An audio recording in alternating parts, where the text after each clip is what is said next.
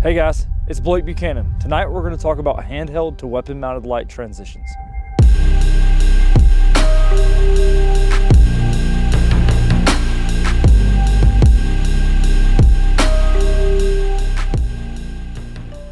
Alright, so why do we need to train handheld to weapon light transitions?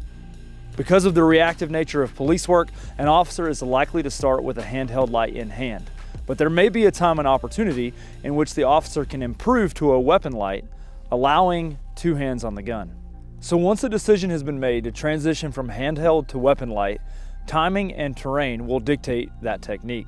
So for example, if we have just a little time, a hasty transition, like throwing the light, may be applicable, or if we have more time, returning the light to the pouch it came from, or stowing the light may be appropriate. So I think we could all agree that dropping the handheld light to transition to the weapon mounted light is a necessary evil. This is where I like to recommend that officers have a backup or secondary light.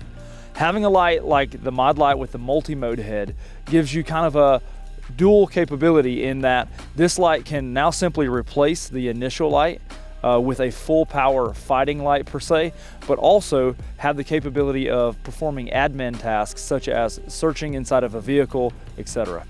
In instances in which we have more time and we can stow the light, we need to consider where the light is located on body.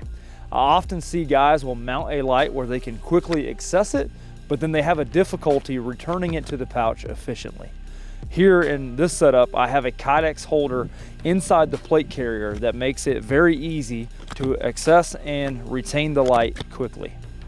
Next, we'll talk about how timing dictates the technique that we use to activate the weapon mounted light, and I'll show you a few options on that.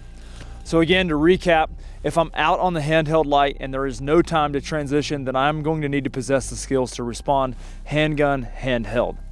Let's say there is a little time to transition and I choose to hastily transition, such as dropping the light. When I activate the weapon light off the hasty transition, it's going to be very important that I use the support hand thumb to do such.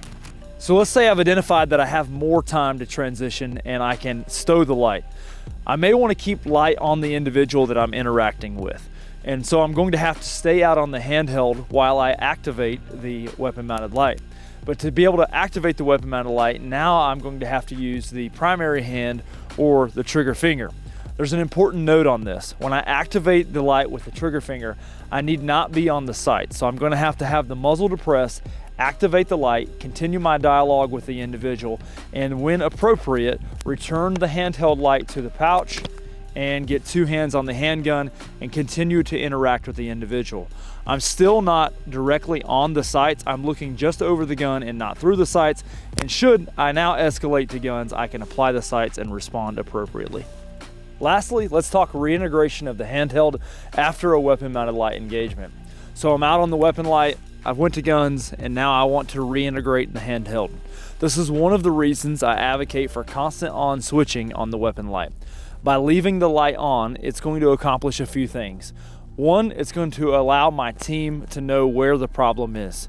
Two, it's going to assist me in controlling the information that my adversary is taking in. I can now access the handheld and begin to work with the handheld light.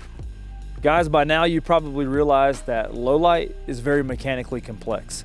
Because of that, I would highly recommend that you add these transitions to your dry fire routine. I really appreciate you guys hanging out with us tonight. Again, I'm Blake Buchanan. I'll see you next time.